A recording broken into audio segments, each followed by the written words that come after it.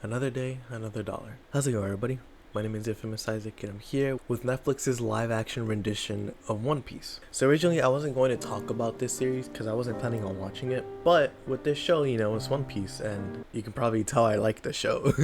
But to say that I was going to watch it when it dropped would have been a lie because I didn't. Back when it dropped in 2023, I waited a while. And the only reason I did watch it was because some of my friends were like, yo, have you never watched it? And I was like, nah, not really. And so they sat me down and we watched all of it in the span of a couple days. And this was all the way back like in June, so even now I'm still late on doing it. But here we are. I want to give you guys my non-spoiler thoughts on this show, because even though I talked about One Piece before on the channel, I don't want to spoil it for people that haven't watched it, who have the negative perception of it to where they don't want to watch it because it's too long. So I want this to be like a gateway for people to at least give it a chance, because it's a lot more digestible when it's 8 episodes, 50 minutes in length usually. So unfortunately means I'm not going to be going over the differences between the two, but I noticed a lot of them. Not all of them because I'm only human, but there were a lot of differences. Maybe in the future I'll go over some of them, but for now, let me give you all my thoughts on the One Piece live action show.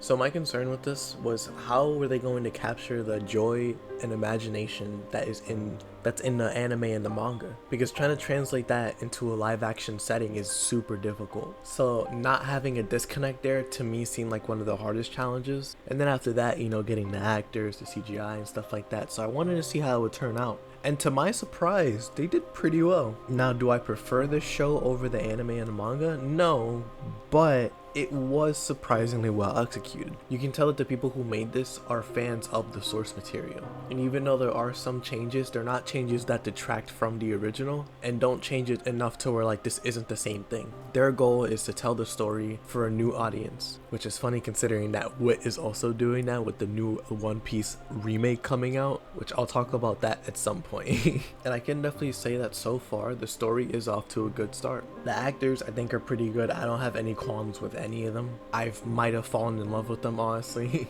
Shout out Emily Rudd. That's all I gotta say. Just shout out Emily Rudd.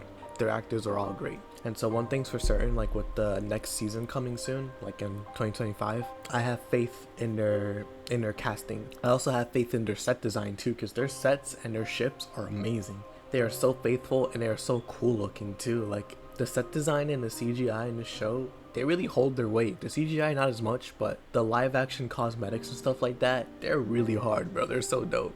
The thing that I can give this show the most credit for though is like feels like One Piece. Even if it's a different version of One Piece, it managed to keep that same whimsy and joy and emotion that the show has in the manga. Because again, like I mentioned earlier, that's my biggest concern. You gotta translate that love that Oda has for his series to the live action form. Because a lot of people hold this series dear to their heart. So if this show was a disservice to it, Netflix wouldn't hear the end of it. So the fact that it was such a success and they're already filming season 2, even though it's only been like a year, they found it. They found another moneymaker. I don't know how Netflix keeps doing it. But for my rating of this show, I give it 7.5 to an 8. I genuinely enjoyed my time with it.